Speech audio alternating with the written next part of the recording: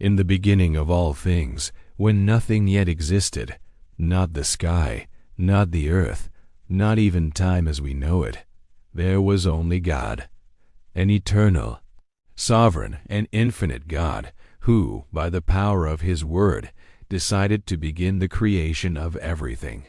The Holy Bible, in the book of Genesis, reveals how this awe-inspiring journey of creation took place, shaping the universe and giving rise to humanity.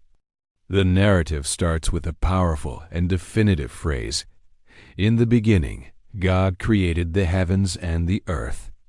There are no doubts, no hesitations, no lengthy introductions, just the certainty that the Creator, with absolute authority, shaped chaos and turned nothing into everything.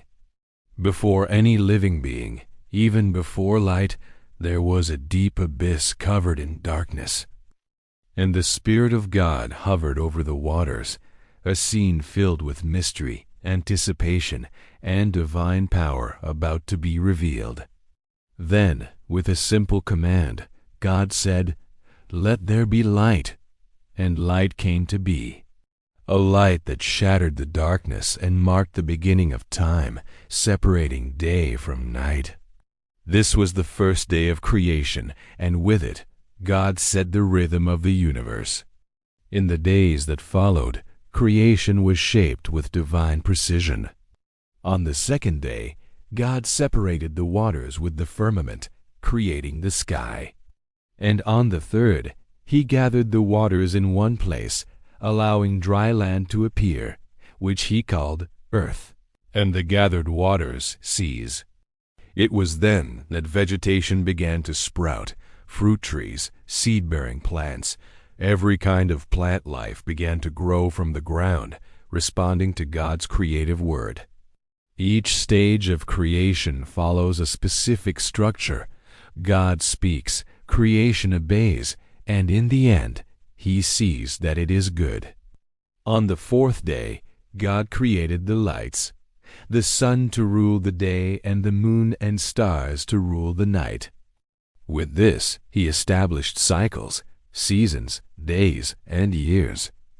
This wasn't just a physical creation, but the organization of time, a system that would govern all human life from then on. On the fifth day, the earth and seas were filled with living creatures, birds flying across the skies and fish swimming through the oceans.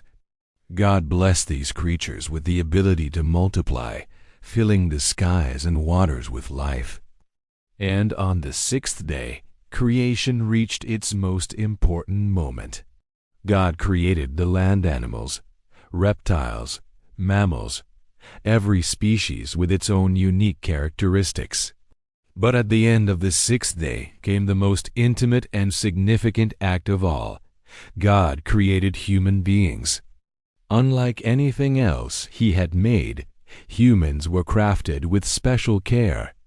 The Bible tells us that God created man in His own image and likeness. He formed man from the dust of the earth and breathed into his nostrils the breath of life, and man became a living soul. Adam was the first man, and from him, God created Eve, the first woman, to be His companion. Together, they would not just inhabit the creation, but govern it.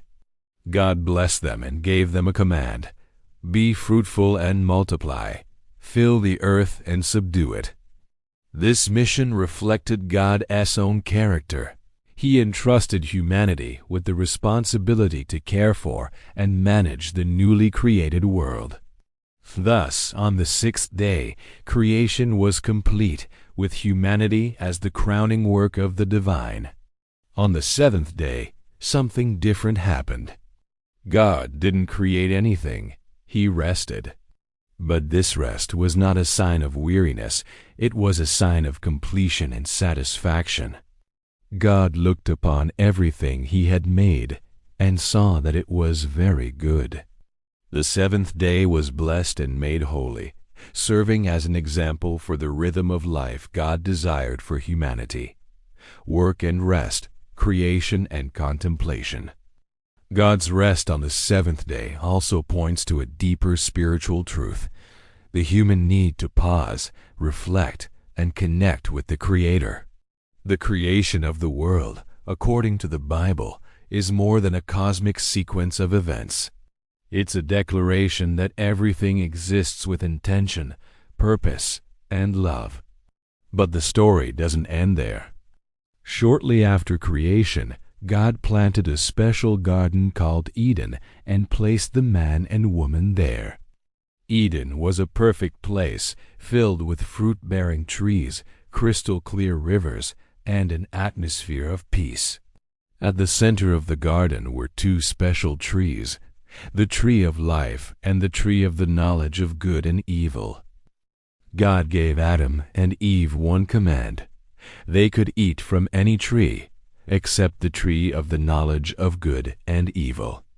This single restriction set a moral boundary, offering humans a chance to exercise free will and demonstrate faithfulness to their Creator.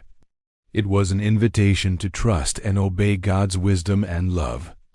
Creation, therefore, wasn't just an act of power.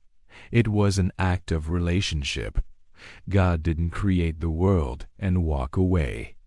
He engaged with His creation, walked in the garden with man, spoke with him, and shared moments with him. It was a personal, intimate, and profound relationship. The story of creation, as told in the Bible, shows us that the universe is not a product of chance, but of divine purpose. And within that purpose, every detail, from the light that shines in the day to the complexity of the human mind, bears the fingerprint of the Creator. It is a story of order from chaos, of beauty brought from nothing, and of a God who not only made all things but cares deeply for each of them. This biblical narrative also shines light on existential questions that still echo in human hearts today. Where did we come from? Why do we exist? What is our purpose? According to the Bible, the answer lies in a relationship with God. We were created to know Him, to enjoy His presence, and to live in harmony with His creation. The world was made good, and humanity was made to live within that goodness. The 7 days of creation are not just the beginning of Earth's story. They are the foundation of an eternal plan that points to the redemption of mankind. Genesis is not just an ancient tale. It is the beginning of everything. And it all starts with 4 words that changed everything. In the beginning, God created.